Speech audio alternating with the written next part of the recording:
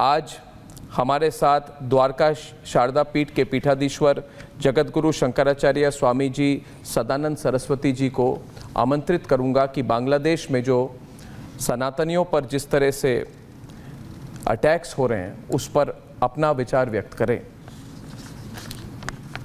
स्वामी जी। ओम शांति शांति शांति। सर्वप्रथम तो यह समझ लेना चाहिए कि भगवत पादाद्य शंकराचार्य जी ने चतुष्पीठ की स्थापना की सनातन धर्म हिंदू धर्म की रक्षा के लिए ही की। उन्होंने पूरब में गोवर्धन मठ,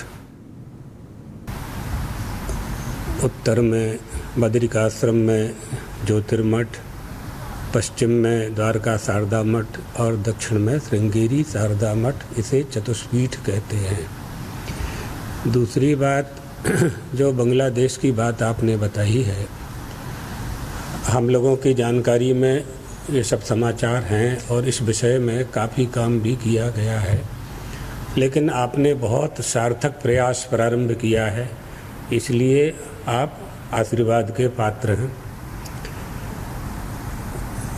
भारत का विभाजन हुआ तो धर्म के आधार पर हुआ। पाकिस्तान हुआ, पाकिस्तान का निर्माण हुआ। उस समय जो परिस्थितियां थीं उसके अनुसार से पाकिस्तान का निर्माण हो गया। पाकिस्तान से बांग्लादेश का निर्माण हो गया। 50 वर्षों से वहाँ जो कुछ भी हो रहा है, पाकिस्तान की जो स्थिति है, बांग्लादेश की जो स्थिति है, वो समस्त भारतवासियों को ज्ञात है, अच्छी नहीं है। पहले अफ़गानिस्तान में भी हमारे साथ अन्याय हुआ। वर्तमान में जो बांग्लादेश में अन्याय हो रहा है वह अफ़गानिस्तान ईरान के जैसे ही शरीयत वाला कानून ला करके ये कट्टरपंथी अपना मनमाना करना चाहते हैं। और अगर किसी बात पर शासन से विवाद है तो वहाँ के निवास करने वाले हिंदुओं का इसमें क्या दोष है? उनको क्यों चुन चुन करके उनकी हत्या हो रही है, उनके मंदिरों को गिराया जा रहा है? ये सब आप लोग हम लोग देख रहे हैं।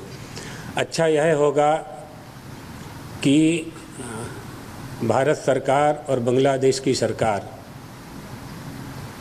बैठ कर के बात करें, कोई रास्ता निकालें और उनको कितनी हम शरण दे सकते हैं, कितना उनका भला कर सकते हैं, कितनी उनकी सहायता कर सकते हैं और किस रूप में कर सकते हैं, इस सब पर विचार होना चाहिए। हम चारों पीठों के शंकराचार्य, सबका मत एक है, हमारा अनुशासन एक है, हमारा सिद्धांत एक है। हमारे देश के जितने भी आचार्य हैं, जितने भी धर्मावलंबी आचार्य हैं, महामंडलेश्वर हैं, आचार्य महामंडलेश्वर हैं, सभी लोग इस विषय को लेकर के चिंतित हैं। तो निश्चित रूप से शासन तक यह संदेश जाना चाहिए कि शीघ्रता से कोई वहाँ समस्या का हल निकाला जाए, अन्यथा क्या होगा, ये स्वभाव बन जाएगा, आदत बन जाएगी और पूरे विश्व में हिंदू जहाँ जहाँ निवास करते हैं वहाँ वहाँ जब समस्याएं आएंगी तो हिंदुओं की सहायता करने के लिए कोई खड़ा नहीं हो पाएगा। इसलिए अब पूरे देश में, पूरे विश्व में जहाँ जहाँ हिंदू हैं उनको भी हम संदेश देना चाहते हैं कि जो जहाँ है वहीं पर से अपने हिंदू धर्म की रक्षा करने के लिए, सनातन धर्म की रक्षा करने के लिए जो कर सकते हैं, आंदोलन कर सकते हैं, सभाएं कर सकते हैं, प्रार्थना कर सकते हैं, उपासना कर सकते हैं। हमारे हिंदू धर्म, सनातन धर्म, पाकिस्तान में तो ना के बराबर ही हिंदू हैं, बांग्लादेश में 1 करोड़ सवा करोड़ के आसपास हैं। इतनी संख्या होने के बाद जब उन पर संकट आ रहा है तो विचार करना चाहिए और भारत के मुसलमानों को भी यह विचार करना चाहिए कि वहाँ कौन किसको मार रहा है। आपका विवाद सरकार के साथ है, सरकार आपकी है, आपके ही धर्मावलंबियों की सरकार है। ये मुसलमानों की ही सरकार है, मुसलमान पर अत्याचार कर रहे हैं, मुसलमान हिंदुओं पर अत्याचार कर रहे हैं, सिखों पर अत्याचार कर रहे हैं, जैनियों पर कर रहे हैं। वहाँ जितने भी अल्पसंख्यक हैं बांग्लादेश में, उन सब पर अत्याचार हो रहा है। तो हमें भी सचेत होने की आवश्यकता है, समस्त सनातन धर्मावलंबियों को, हिंदुओं को। हम लोग तो सभी का कल्याण चाहने वाले लोग हैं, विश्व का कल्याण हमारा उद्घोष है।